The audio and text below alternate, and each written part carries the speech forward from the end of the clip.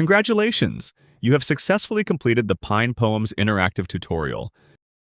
The best way to continue your learning journey from here is to explore the other videos in the Getting Started section. For example, this video covers working with existing websites.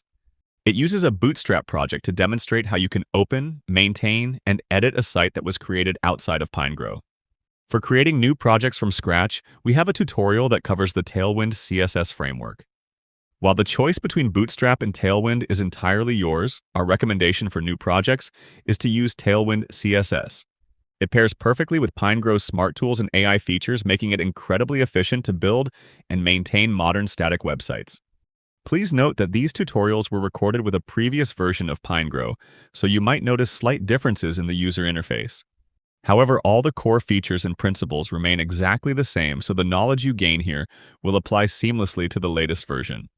Ultimately, the best way to learn is by doing. So click on the New Project button to start creating.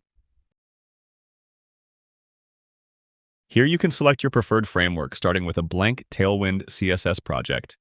You can also browse through various Tailwind templates. If you prefer Bootstrap, select Bootstrap 5 templates. To access a collection of standard starter layouts to help you launch your project quickly. We also offer PineKit, which is a specialized build of Bootstrap featuring a library of ready-made components and blocks. Finally, if you don't need a framework, you can choose Plain HTML. This gives you a clean slate to build with standard HTML and your own custom CSS. I hope you have lots of fun building with Pinegrow. Thanks for watching and happy coding.